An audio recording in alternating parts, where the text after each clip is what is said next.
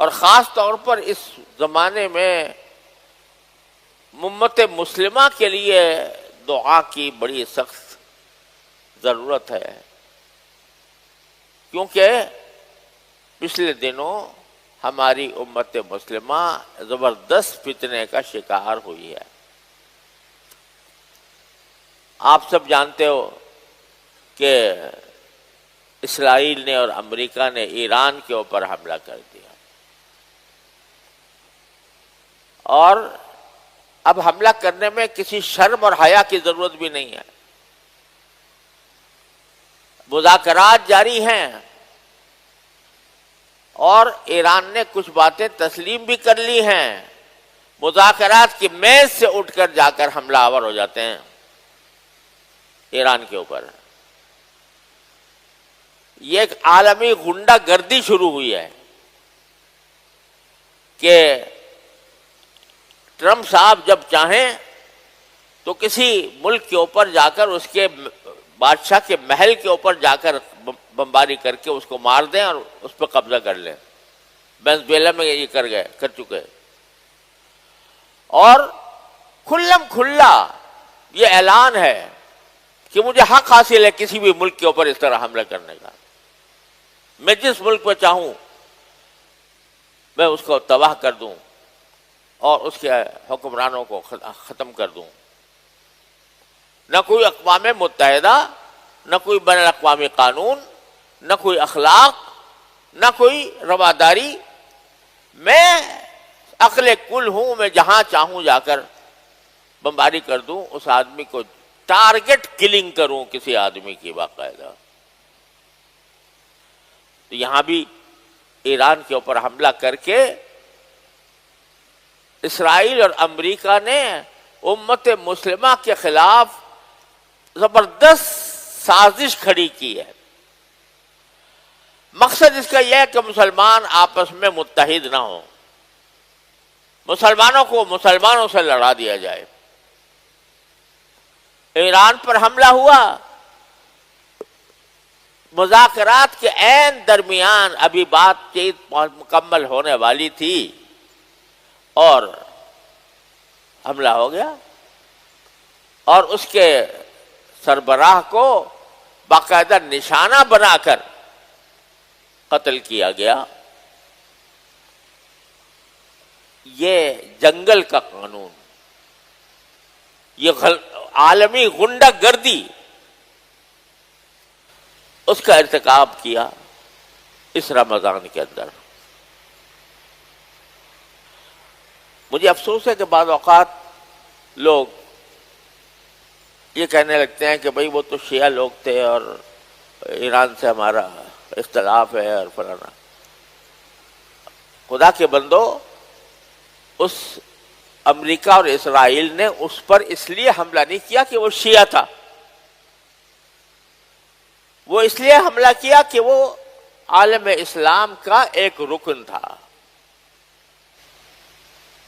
اور اس کے نتیجے میں اس کو حملہ کرنے پر اکسایا خلیج کے ممالک کے اوپر، کیونکہ امریکی اڈے وہاں پر موجود تھے۔ تو ان امریکی اڈوں سے بظاہر ایران پر حملے ہوتے ہوں گے، تو اس ایران نے یہ کہا تھا کہ اگر مجھ پر حملہ ہوگا تو میں ان امریکی اڈوں کو نشانہ بناؤں گا۔ لیکن امریکی اڈے تو کیا نشانہ بنتے، پتہ نہیں کس حد تک بنے، اللہ ہی جانے، لیکن اس کے نتیجے میں خلیج کے ملکوں میں شہری مر رہے ہیں،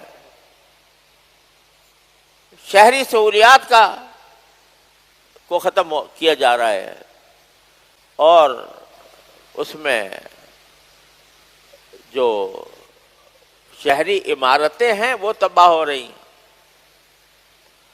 مقصد کیا ہے کہ کسی طرح ان کو آپس میں لڑا کر اور ہماری اپنی چودراہٹ قائم ہو جائے۔ اب جس ملک کے اوپر حملہ کر رہا ہے، جس کے سربراہ کو قتل کیا ٹارگٹ کلنگ کر کے، اب وہ جب اپنا نیا کوئی سربراہ مقرر کرنا چاہتے ہیں تو تو حضرت فرما رہے ہیں طارم صاحب کہ مجھے شامل کرو اس مشورے میں کہ تمہارا نیا سربراہ کون ہوگا، مجھے یہ قبول نہیں ہے جو تم نے. اس سے بڑی دھاندلی عالمی سطح پر، غنڈہ گردی اور دھاندلی اور کیا ہوگی. تو اس موقع پر ضرورت ہے کہ ایران کے بڑے حصے سے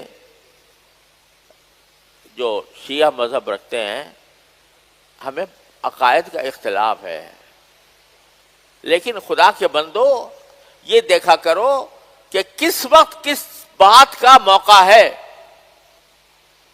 کیا یہ وقت ایسا ہے کہ اس میں شیعہ سنی اختلافات کو ہوا دی جائے؟ کیا امریکہ نے اس لیے حملہ کیا کہ وہ تمہارے عقائد کے خلاف رکھتا تھا؟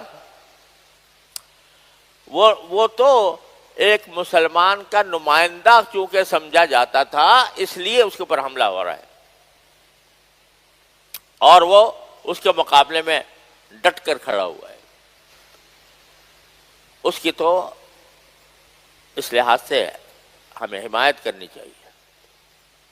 اور یہ اچھی بات ہے کہ ہماری حکومت نے بھی ایران کے ساتھ اس معاملے میں ہم آہنگی کا اعلان کیا.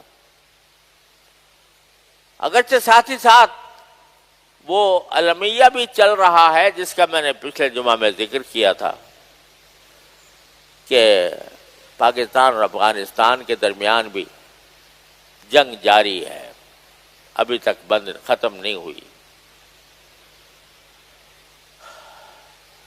اور پچھلے جمعہ میں نے عرض کیا تھا تفصیل کے ساتھ کہ کیا وجوہ ہیں جن کی بنا پر یہ جنگ شروع ہوئی اور جاری ہے. اگرچہ دل یوں چاہتا ہے کہ چونکہ دونوں طرف مسلمان ہیں، ادھر بھی مسلمان ادھر بھی مسلمان، اس لیے کم از کم رمضان میں یہ جنگ بند ہو جائے، رمضان کی حد تک. پھر سوچتے رہیں. اس وقت تو پورے عالم اسلام کا نقشہ بدل رہا ہے، پورے عالم اسلام کے اندر حکمت عملی پر از سر نو غور کرنے کی ضرورت ہے. تو اس غور کا موقع دیتے ہوئے رمضان کی ساعات کو اگر آپس کی لڑائی کے لیے استعمال نہ کیا جائے تو دل یوں چاہتا ہے. لیکن مقدرات ہیں، اللہ تبارک و تعالی کی طرف سے ہمارے مقدر میں یہی آ گیا کہ رمضان کا مہینہ بھی ہو اور مسلمان سے لڑتا بھی رہے. بہرحال اس کے لیے بھی دعا کرنے کی ضرورت ہے. راتوں کی تنہائی میں اللہ تبارک و تعالیٰ کی بارگاہ میں حاضر ہو کر اللہ سے یہ فریاد کریں، یا اللہ ہم ان فتنوں میں گھر گئے ہیں،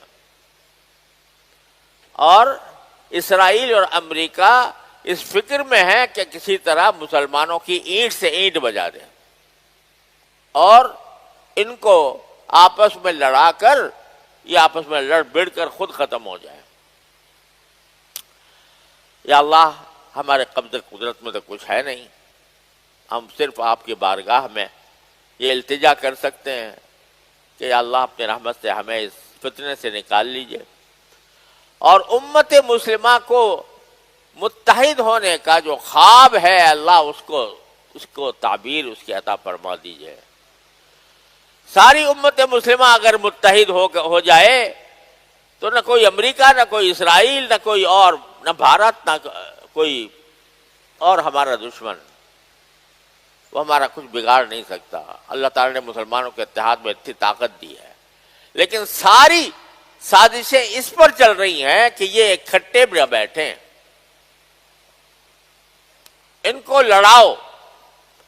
کبھی فرقہ واریت کی بنیاد پر لڑاؤ، کبھی ان کو اس طرح لڑاؤ کہ یہ ایک دوسرے کو کافر کہنا شروع کر دیں، کبھی اس طرح لڑاؤ کہ ان کو یہ کہیں کہ یہ ہمارے اوپر جارحیت کا ارتکاب کرتے ہیں، لہذا ہم ان سے لڑنے کو تیار ہیں.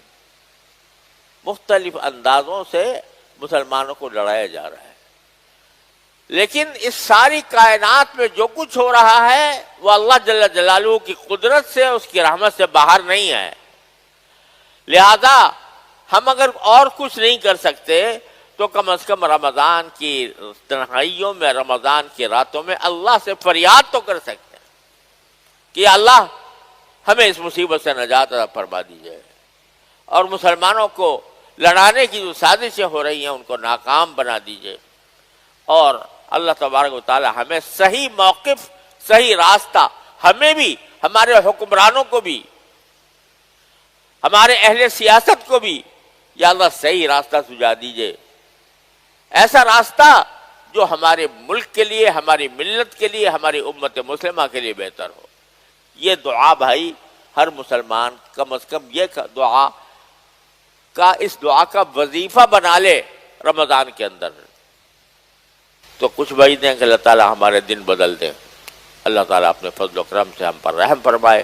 وآخر دعوانا الحمدللہ رب العالمین۔ الحمدللہ وکفا وسلام علی عبادہ الذین اصطفیٰ، اما بعد۔ عالمی حالات جو گزر رہے ہیں یہ آپ حضرات کے علم میں ہیں، اور جو صورتحال ہے وہ سب کے سامنے ہے۔ ہمارے علماء اور اکابر نے جو فتویٰ دیا وہ غلط نہیں، وہ بالکل درست ہے، اور آج بھی ہم اپنے اکابر کے نقش قدم پر کھڑے ہیں اور انہی کے فتوے کے ساتھ کھڑے ہیں۔ باقی حالیہ دنوں میں شیخ الاسلام حضرت مفتی محمد تقی عثمانی صاحب حفظہ اللہ کا ایک بیان جاری ہوا۔ اسرائیل اور امریکہ نے جو ایران پر حملہ کیا ہے، اور اس بیان پر کچھ تشویش پائی جا رہی ہے عوام میں، تو میں نے ضروری سمجھا کہ اس پر کچھ باتیں میں عرض کروں۔ شیخ الاسلام صاحب حفظہ اللہ نے سب سے پہلے امریکہ کی، اسرائیل کی غنڈہ گردی بیان کی کہ مذاکرات کی میز سے اٹھ کر جا کر حملہ کیا، اور یہ عالمی غنڈہ گردی ہے، کھلم کھلا یہ ٹرمپ کا اعلان ہے کہ میں جب چاہوں جس ملک پر چاہوں حملہ کر سکتا ہوں، یہ ان کی دہشت گردی ہے، یہ انہوں نے بجا فرمایا۔ ہم بھی امریکہ پر لعنت بھیجتے ہیں اور اسرائیل پر بھی لعنت بھیجتے ہیں، اور وہ ایک عالمی دہشت گرد ہیں، اللہ تعالیٰ ان کو برباد کرے۔ آگے شیخ الاسلام صاحب نے فرمایا کہ امریکہ اور اسرائیل نے ایران پر اس لیے حملہ نہیں کیا کہ وہ شیعہ تھا۔ یہ بات تو ان کی بجا ہے کہ یہ شیعہ سنی لڑائی تو ہے نہیں، اور ایران کے لوگ جو شیعہ مذہب رکھتے ہیں، ہمیں عقائد کا ان کے ساتھ اختلاف ہے۔ یہ شیخ الاسلام صاحب نے بالکل کھلے الفاظ میں یہ اپنا موقف دیا، اور بالکل صاف صاف دیا کہ ان کے ساتھ ہمارے عقائد کے اختلاف ہیں۔ آگے جا کے انہوں نے جو فرمایا ہے کہ کیا امریکہ نے اس لیے حملہ کیا تھا کہ وہ تمہارے عقائد کے خلاف عقائد رکھتا تھا؟ وہ تو چونکہ مسلمانوں کا ایک نمائندہ سمجھا جاتا تھا، اس لیے اس کے اوپر حملہ ہو رہا ہے۔ تو یہ جو ان کو مسلمانوں کا ایک نمائندہ سمجھا جاتا تھا، یہ سمجھ اسرائیل کی تھی۔ یہ شیخ الاسلام اپنی طرف نہیں فرما رہے، کیونکہ وہ تو اپنا موقف تو بتا کے آئے کہ ہمارا ان کے ساتھ عقائد کا اختلاف ہے۔ تو جن کے ساتھ ہمارا عقائد کا اختلاف ہو، پھر وہ مسلمانوں کا نمائندہ کیسے ہو سکتا ہے؟ یہ اسرائیل کا وہم تھا، اس کی سوچ تھی اور اس کی سمجھ تھی کہ یہ مسلمانوں کا ایک نمائندہ ہے، اس لیے حملہ کر رہا ہے۔ تو ہم تو اسرائیل پر بھی لعنت کرتے ہیں، اس کی سوچ پہ بھی لعنت کرتے ہیں۔ اسرائیل، امریکہ مرد آباد ہے، اللہ تعالیٰ ان کو تباہ و برباد کرے۔ اور پھر ساتھ ساتھ میں شیخ الاسلام صاحب نے یہ بالکل کھلی بات کی ہے کہ انہوں نے ایران کو اکسایا ہے حملہ کر کے، کیونکہ ایران کا یہ بیان تھا کہ اگر میرے اوپر امریکہ حملہ کرے گا تو جہاں جہاں امریکہ کے اڈے ہوں گے میں وہیں جا کر ان پر اٹیک کروں گا۔ پھر شیخ الاسلام صاحب کے بیان کو آپ دوبارہ سماعت فرمائیں، وہ بالکل کھلا فرما رہے ہیں کہ وہ अड्डों पर, खलीजी ममालिक में उन्होंने हमले पता नहीं किए, कितने किए, वहां तो अवाम कत्ल हो रही है। तो ये एक साजिश है और अल्लाह ताला इनको तबाह बर्बाद करे। शेखुल इस्लाम साहब एक जिम्मेदार आलिम दीन है और उनकी बात को समझने की कोशिश करें और अपने उलमा और अकाबिर पर एतमाद रखें। और हमारा जो मौक़िफ़ है, अल्हम्दुलिल्लाह हम अपने मौक़िफ़ पर उसी वक़्त से अब तक कायम हैं और इंशाअल्लाह जब तक जान में जान है हम अपने मुल्क का भी दिफा करते रहेंगे और अपने मौक़िफ़ का भी दिफा करते रहेंगे। अल्लाह ताला हम सब का हामी व नासिर हो।